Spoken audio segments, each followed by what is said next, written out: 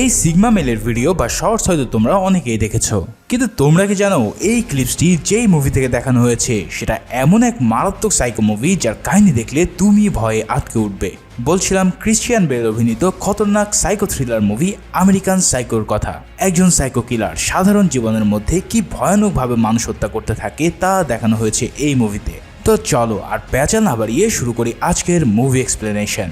মুভির শুরুটা হয় 80 দশকের একদম শেষের দিকে, যেখানে আমেরিকার নিউ ইয়র্ক শহরে আমরা প্যাট্রিক বেটম্যান নামে 27 বছরের তাগড়া যুবককে দেখতে পাই। প্যাট্রিক পিয়ার্স অ্যান্ড পিয়ার্স নামের ফিনান্স ইনস্টিটিউটের একজন ভাইস প্রেসিডেন্ট। খুব বেশি ধনীর দুলাল না হলেও তার চালচলন ও নেটওয়ার্কিং সব বড়লোক বা এলিট সমাজের লোকজনের সাথে। দামি কাপড় পরা, দামি হোটেলে খাবার খাওয়া বা অন্যান্য সকল ধরনের শো অফ করা তার এক প্রকার নেশা। বিশেষ করে তার কিছু কাছের মানুষের সাথে এই শো অফ করতে তার বড্ড ভালো লাগে। ঠিক সেভাবে প্যাট্রিক প্রতিনিয়ত তার কলিগদের সাথে নিয়ে বিভিন্ন বড় বড় রেস্টুরেন্টে যায় আর নিজেকে একজন এলিট পার্সন হিসেবে প্রতিষ্ঠিত করতে থাকে। প্যাট্রিক তাদের সাথে মিশলেও মনে মনে কিন্তু সে কাউকেই তেমন পছন্দ করে না, কারণ তার সব এলিট বন্ধুরা কে কার থেকে বেশি ক্লাসিক বা স্মার্ট সেটা প্রমাণ করতেই ব্যস্ত থাকে। তবে প্যাট্রিকের লাইফে খুব বেশি অ্যাডভেঞ্চার আর ইন্টারেস্টিং কিছু না থাকার কারণে সে এখানে এসে তাদের সাথে সময় কাটাতে বাধ্য হয়। তবে তার মধ্যে কিছু অদ্ভুত বাতিক রয়েছে। তার মধ্যে একটা হলো সে কেন জানি কাউকে হ্যাপি দেখতে পারে না। কেউ খুব বেশি খুশি থাকলে তার কেমন যেন মাথার রক্ত গরম হয়ে যায়। এছাড়াও প্যাট্রিক নিজে খুবই শৌখিন আর স্বাস্থ্য সচেতন একজন লোক। তার বডি স্ট্রাকচার দেখলেই তোমরা নিশ্চয়ই বুঝতে পারবে যে সে নিজের শরীরের প্রতি কতটা যত্নশীল। প্রতিদিন সকালে তার অ্যাপার্টমেন্টে ঘুম থেকে ওঠার পর ঘন্টার পর ঘন্টা ধরে সে এক্সারসাইজ করতে থাকে। তারপর আরও অনেকক্ষণ সময় সে ব্যয় করে রূপচর্চায়।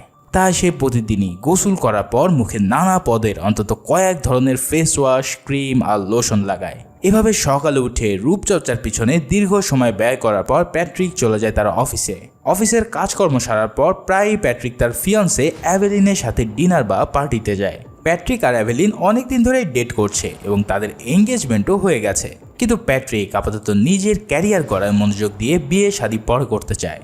এর উপর তার ফিয়ন্সে অ্যাভেলিনের বেশি কথা বলার স্বভাবের কারণে প্যাট্রিক তার উপর কিছুটা বিরক্ত। পাশাপাশি প্যাট্রিকের সন্দেহ হয় যে অ্যাভেলিন তার বন্ধু টিম থরার সাথে অ্যাফেয়ারে জড়িয়ে পড়েছে। এদিকে প্যাট্রিক নিজে আবার অ্যাভেলিনের বান্ধবী কোর্টেনির সাথে অ্যাফেয়ার আছে। মানে একজন আরেকজনকে দুদিক থেকে ধোঁকা দেওয়ার পুরো পাক্কা খেলোয়াড় তারা দুজন। মূলত প্যাট্রিক তার ফিয়ন্সে অ্যাভেলিনের উপরে সন্দেহ আর হিংসার কারণে কোর্টেনির সাথে অ্যাফেয়ারে জড়িয়ে পড়ে। এভাবেই বিজনেস, অ্যাফেয়ার আর ফুর্তির মধ্যে দিয়ে প্যাট্রিকের জীবন চলে যাচ্ছিল। একদিন প্যাট্রিক কোর্টেনির সাথে একান্ত সময় কাটানোর জন্য একটি ডিনারে যেতে চায়। কর্টনি প্রথমে যেতে রাজি হয় না, কিন্তু যখন প্যাট্রিক তাকে শহরের সবচেয়ে ল্যাভিশ রেস্টুরেন্ট ডরসিয়াতে নিয়ে যেতে চায় তখন কর্টনি চেলিয়ে রাজি হয়ে যায়। তবে ভিআইপি রেস্টুরেন্ট ডরসিয়াতে রিজার্ভেশন নিতে গেলে কমপক্ষে 2 মাস আগে থেকে বুকিং করতে হয়। কিন্তু ওভার কনফিডেন্ট হয়ে প্যাট্রিক সেখানে কল করে আগামীকালের রিজার্ভেশন চাইলে তারা তাকে ঘেউ করেই নাকচ করে দেয়। এখন কর্টিনিকে যেহেতু বলা হয়ে গেছে তাহলে কি করা যায়, তাই বুদ্ধি করে প্যাট্রিক প্রথমে কর্টিনিকে প্রচণ্ড ড্রিঙ্কস করায় আর অন্য এক রেস্টুরেন্টে নিয়ে গিয়ে তাকে ডরসিয়া বলে চালিয়ে দেয়। অতিরিক্ত মাতাল অবস্থায় থাকার জন্য কর্টিনি এই সব কিছু টেরই পায় না। পরের দিন প্যাট্রিক অফিসের কাজ শেষ করার পর তার বন্ধু আর কলিগ লুইসের সাথে গল্প গুজব করছিল। এমন সময় তার সামনে আসে একজন কলিগ যার নাম পল অ্যালান। পল জানায় সে একটা নতুন ভিজিটিং কার্ড বানিয়েছে যেটার কোয়ালিটি মারাত্মক রকমের। প্যাট্রিক সহ সবার নিজেদের বিজনেস কার্ড ছিল, কিন্তু পলেরটা দেখার সাথে সাথে প্যাট্রিক বুঝতে পারে যে পল তাদের চেয়ে আরও অনেক বেশি দামি ভিজিটিং কার্ড বানিয়ে ফেলেছে। এটা দেখার পর প্যাট্রিকের মনে হিংসার তাড়নায় উথাল পাতাল হওয়া শুরু করে দেয়। সে কোনোভাবে মেনে নিতে পারে না যে তার চেয়েও ভালো কোনো বিজনেস কার্ড অন্য কারো কাছে থাকতে পারে। তাই সে প্রচণ্ড রেগে গিয়ে নিজের বাড়ির দিকে রওনা দেয়। পথে যাওয়ার সময় এক হোমলেস মানুষকে দেখে প্রথমে সে তাকে সাহায্য করে, কিন্তু হুট করে তার পলের বিজনেস কার্ডের কথা মনে পড়ে গেলে সে ওই রাগ ঝাড়া শুরু করে লোকটির উপর। আর রাগ ঝাড়তে ঝাড়তে সে লোকটাকে নিজের কাছে থাকা ছুরি দিয়ে কেটে কুচি করে দেয়। সেই সাথে সাথে লোকটার পাশে একটি ছোট্ট কুকুরও ছিল, আর সেটাকেও প্যাট্রিক নির্দয়ভাবে লাথি মেরে পিষে ফেলে। এই কাণ্ড ঘটার পর প্যাট্রিক তার ঘরে ফিরে যায় এবং পরের দিন নিউ ইয়র্কের একটি স্পাতে মাসাজ নিতে যায়। এত বড় এক কাণ্ড ঘটানোর পর তার মধ্যে বিন্দুমাত্র কোনো টেনশন বা অপরাধবোধ দেখা যায় না। আসলে এর মানেটা খুবই ক্লিয়ার, প্যাট্রিক আসলে একজন ভয়ানক সাইকোপ্যাথ।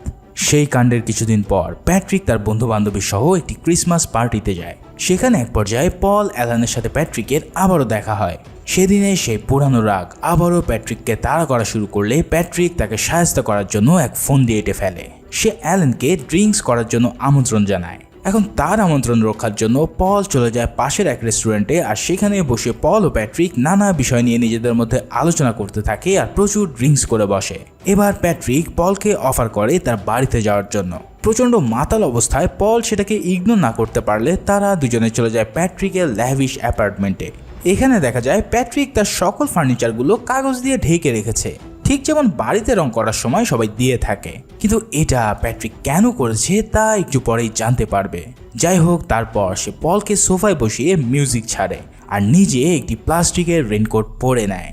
এরপর মাতাল পলের সামনে গানের তালে তালে সে নাচা শুরু করে দেয়। পল যখন নেশা একদম বুঁদ হয়ে আছে তখন প্যাট্রিক তার রুম থেকে বের করে সদ্য তৈরি হওয়া চকচকে এক ভয়ানক কুড়াল, আর কিছু বুঝে ওঠার আগেই সেটা দিয়ে ঝাঁপিয়ে পড়ে পলের উপর। জাস্ট কয়েক সেকেন্ডের ব্যবধানে পল তার জীবনটা বেঘরে বিলিয়ে দেয়, আর প্যাট্রিকের পুরো দেহে পলের রক্তে একদম ভেসে যাওয়া শুরু করে। এই রেনকোট এবং ওই ফার্নিচারগুলো ঢাকার একটাই উদ্দেশ্য ছিল, আর তা হলো পলের রক্তের ছিটে ফোঁটা যেন তার ঘর নষ্ট না হয়। ভাইরে ভাই, জাস্ট চিন্তা করো প্যাট্রিক বেটম্যান কি লেভেলের একজন সাইকো কিলার। কোপাকুপি শেষ করে প্যাট্রিক একটি চুরুট ধরিয়ে নিজেকে কিছুটা শান্ত করে, আর তারপর এক ব্যাগে পলের বডি ভরে নিয়ে তার টানতে টানতে নিয়ে যায় গায়েব করার জন্য। লাশ টেনে নিয়ে গিয়ে গাড়িতে তোলার সময় হঠাৎ লুইসের সাথে প্যাট্রিকের দেখা হয়ে যায়। এতে করে প্যাট্রিক কিছুটা ভরকে গেলেও ঠিকই তা সামলে নেয় এবং গাড়ি চালিয়ে নিয়ে চলে যায় পলের লাশকে গুম করার জন্য।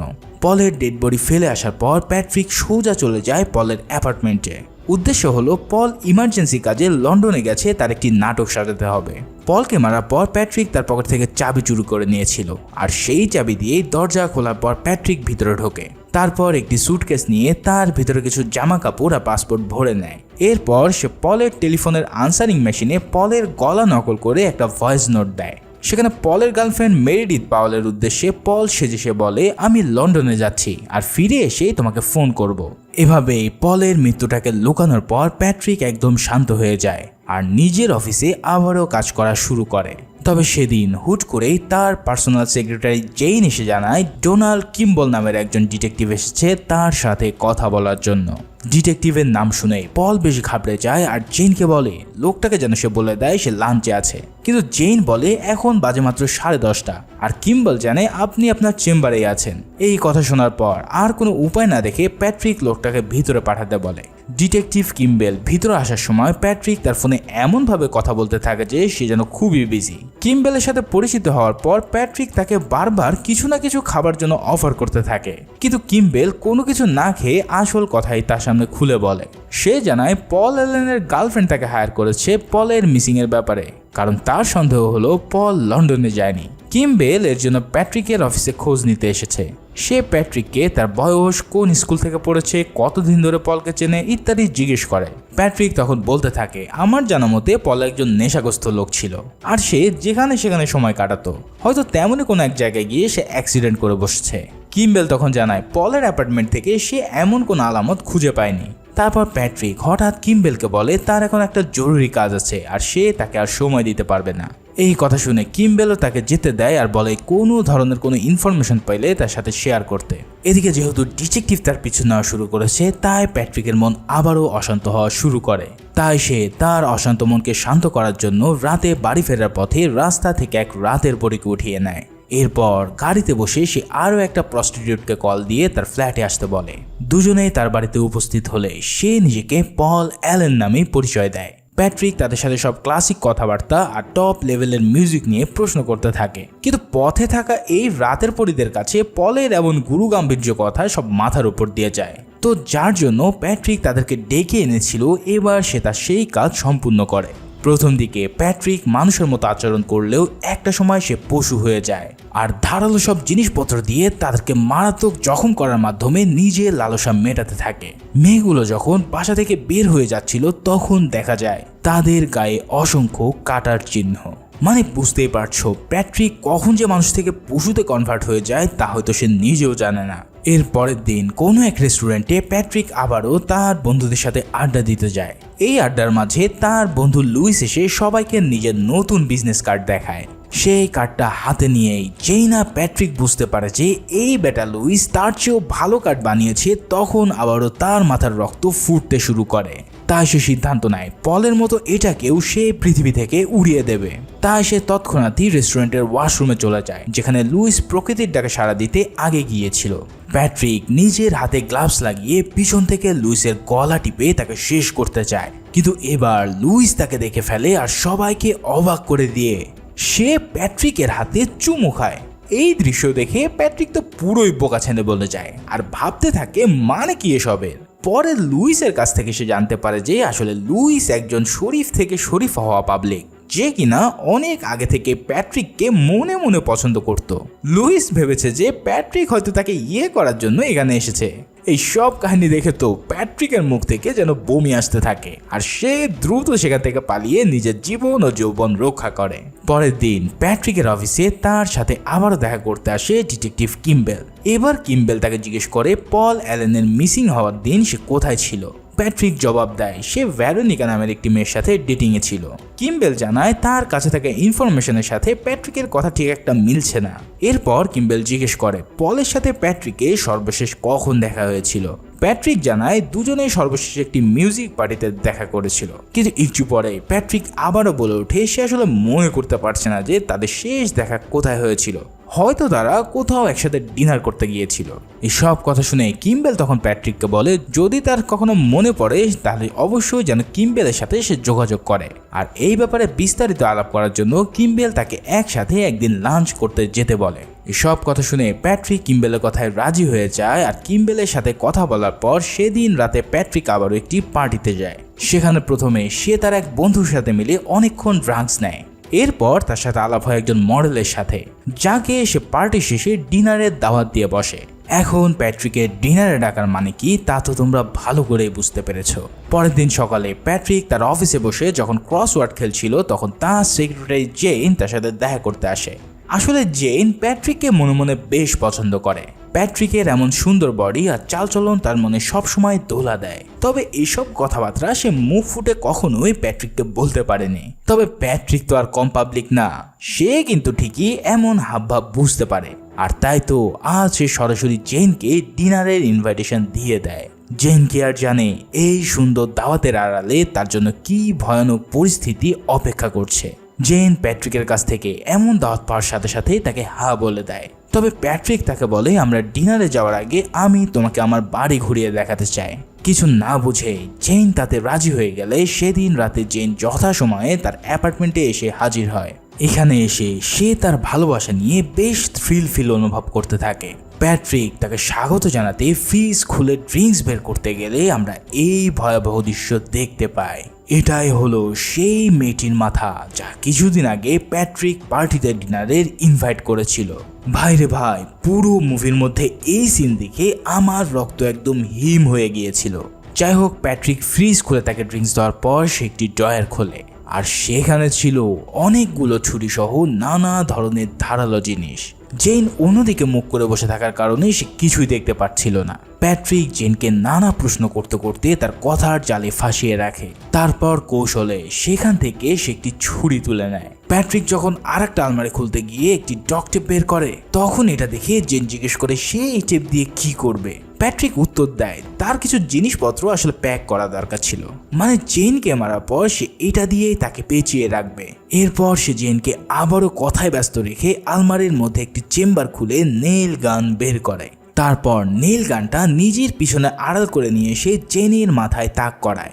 জেন তখনও সামনের দিকে মুখ করে বসে থাকার কারণে কিছুই দেখতে পায় না। প্যাট্রিক যখন নীল গান দিয়ে জেনকে মারতেই যাচ্ছিল, হঠাৎ তার অ্যান্সারিং মেশিন বেজে ওঠে। সেখানে অ্যাভেলিনের দেওয়া মেসেজ শুনে জেন বুঝতে পারে যে অ্যাভেলিনের সাথে প্যাট্রিকের এখনো অ্যাফেয়ার আছে। অর্থাৎ প্যাট্রিক তাকে ধোকা দিয়ে নিজের স্বার্থ হাসিল করার জন্য তাকে এখানে ডেকে এনেছে। এই সব শুনে জেনের মুখটা একদম মলিন হয়ে যায়। আর প্যাট্রিক তার এই দুঃখ ভারাক্রান্ত মন দেখে তাকে আর হত্যা করতে পারে না। তোমাদেরকে তো আগেই বলেছি যে প্যাট্রিকের সমস্যা হলো সে যখন কাউকে খুশি দেখে তখন তার সহ্য হয় না। তাই আজ যখন জেনকে সে দুঃখী দেখেছে তাই সে তখন তাকে আর হত্যা না করে ছেড়ে দেয়। সেই সাথে সাথে প্যাট্রিক জেনকে চলে যেতে বলে, কারণ সে জানায় এখানে যদি তুমি থাকো তাহলে তোমার হয়তো ক্ষতি হবে। প্যাট্রিকের মুখে সব শুনে জেন কান্না করতে করতে সেখান থেকে বিদায় নেয়। এই প্রথমবার প্যাট্রিকের হাত থেকে কোনো বড় শিকার একদম শেষ মুহূর্তে ফসকে গেল। পরের দিন কিম্বেলের সাথে প্যাট্রিক একটি রেস্টুরেন্টে যায় লাঞ্চ করতে, আর সেখানে কিম্বেল আবারও তাকে জেরা করতে শুরু করে। সে প্যাট্রিককে আবারও জিজ্ঞেস করে যে প্যাট্রিকের মনে পড়ছে কিনা পল গায়েব হওয়ার দিন সে কোথায় ছিল। প্যাট্রিক তাকে না সুযোগ জবাব দেয়। লাঞ্চ শেষে প্যাট্রিক কিছু বলার আগেই কিম্বেল বলে পল হয়তো আসলে লন্ডনেই গেছে, কারণ কিম্বেলের মনে হয় না যে পলের কোনো বন্ধু বিনা কারণে তাকে মেরে ফেলতে পারে। কিম্বেলের এই কথা শুনে প্যাট্রিক অনেক নার্ভাস হয়ে যায়, কিন্তু সে সেটা শো করে না।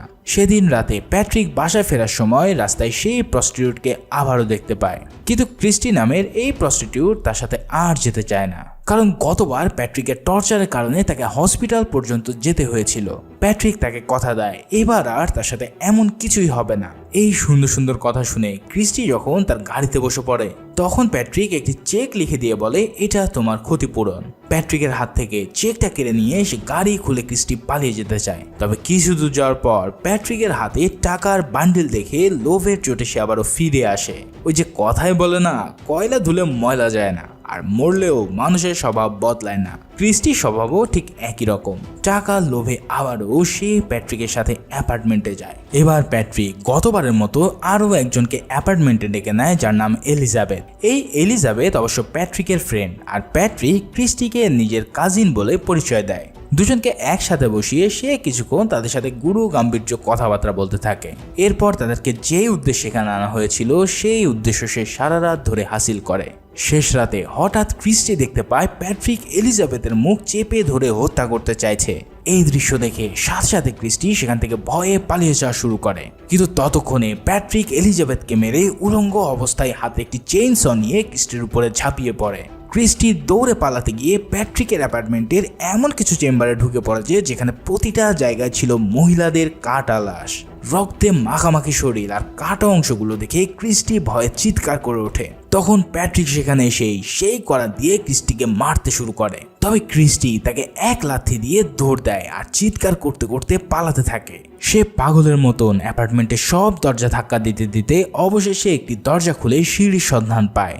তারপর প্রাণপণে সে সিঁড়ি দিয়ে দৌড়ে নামতে থাকে, কিন্তু প্যাট্রিক ততক্ষণে সিঁড়ির উপরে চলে আসে আর অপেক্ষা করে ক্রিস্টি কখন সেই সিঁড়ি ক্রস করে ফ্লোরে নামবে। ক্রিস্টি সেখানে পৌঁছানোর একটু আগেই প্যাট্রিক হিসাব করে তার সেই চেইনসটি উপর থেকে ফেলে দেয়, আর প্রচন্ড শব্দে করাতটা ক্রিস্টির পেট বরাবর পড়ে তাকে একদম দুভাগ করে দেয়। উপর থেকে এই দৃশ্য দেখে প্যাট্রিক আনন্দে চিৎকার করে পৈশাচিক এক হাসি দিতে থাকে। একে একে প্যাট্রিক অনেক মানুষকেই মেরে ফেলেছে, আর এখন সে কেমন যেন বেশি বেপরোয়া হয়ে উঠেছে। একদিন প্যাট্রিক একটি লোকাল এটিএমে যায় তার টাকা তোলার জন্য। সেখানে টাকা তোলার সময় পাশে একটি বিড়াল দেখে সে কোলে তুলে নেয়। হঠাৎ এটিএম মেশিনে তার টাকা আটকে যায়, আর সে একটি মেসেজ দেখতে পায় যেখানে লেখা ছিল ফিড মি অ্যান্ড স্ট্রে ক্যাট, মানে তার সাথে কেমন যেন সব উল্টাপাল্টা হচ্ছে।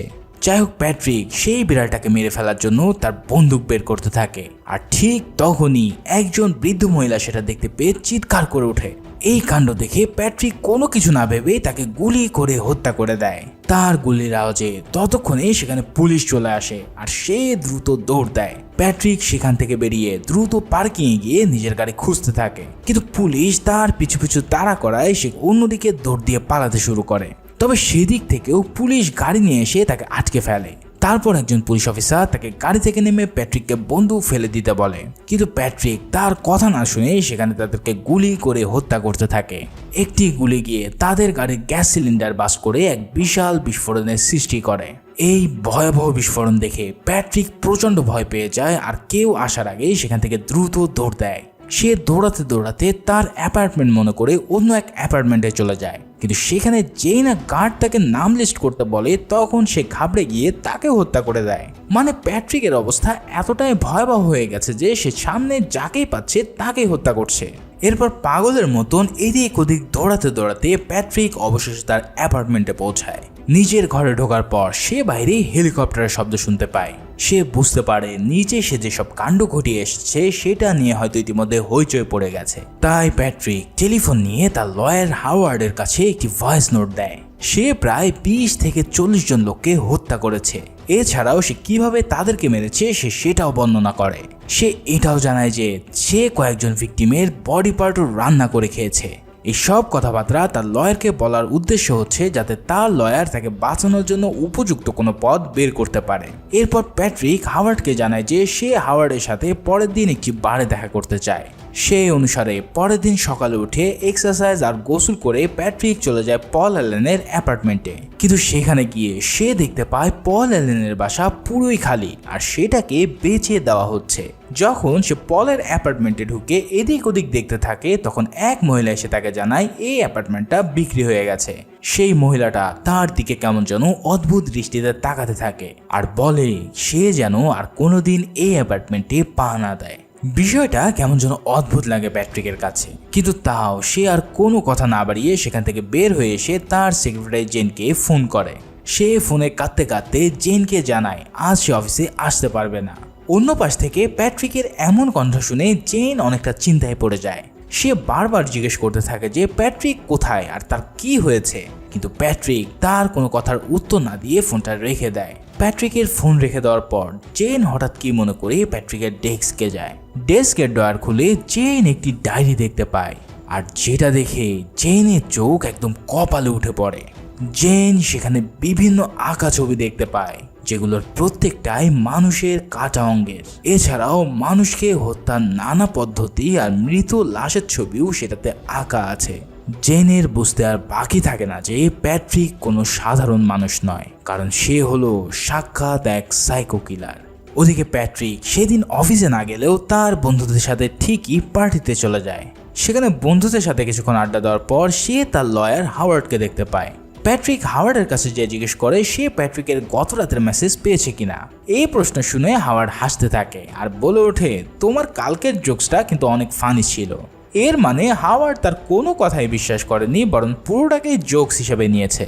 প্যাট্রিক তার কথা শুনে ফ্রাস্ট্রেটেড হয়ে যায় এবং তাকে বোঝানোর চেষ্টা করে যে আসলে সেই পল অ্যালেন এবং অন্যান্য লোকজনদেরকে মেরে ফেলেছে। কিন্তু হাওয়ার্ড তার কথা কোনোভাবে বিশ্বাস না করে বলে দেয় যে সে পলের সাথে গত 10 দিন আগে লন্ডনে গিয়ে দেখা করেছে। এই কথা শুনে প্যাট্রিক তো পুরোই ভরকে যায়, কারণ সে তো পলকে নিজ হাতে কুপিয়ে মেরেছিল। তাহলে পল এখনো কিভাবে বেঁচে আছে? তাছাড়াও এত মানুষকে হত্যা করার পরেও কেন পুলিশ এখনো তাকে ঘেরাও করলো না? এমন সব জটিল প্রশ্নের উত্তর প্যাট্রিক কোনোভাবেই খুঁজে পায় না। কিন্তু প্যাট্রিক খুঁজে না পেলেও আমরা ঠিকই বুঝতে পারি যে আসলে এতদিন ধরে প্যাট্রিক বেটম্যান যাদেরকে হত্যা করেছিল আসলে সব কিছুই ছিল তার হ্যালোসিনেশন। অর্থাৎ প্যাট্রিক যাদেরকে একদম পছন্দ করতো না বা যাদেরকে হত্যা করতে চাইতো তাদেরকে প্যাট্রিক তার মনের অবচেতনে হত্যা করে নিজের ক্ষোভ মিটিয়েছে, যা পুরোটাই ছিল তার কল্পনা। কিন্তু এমন বিভৎস কল্পনা যার মধ্যে আসতে পারে সে হয়তো চাইলেও এমন সত্য ঘটনাও ঘটাতে পারে। কি তোমাদের কি মনে হয়? ভিডিওটা কেমন লাগলো তা অবশ্যই কমেন্ট করে জানিও। আর হ্যাঁ, ঈদের পর থেকে আবারও নিয়মিত ভিডিও পাবে বলে আমি আশা করছি। তো সবাই ভালো থাকো, সুস্থ থাকো, ধন্যবাদ।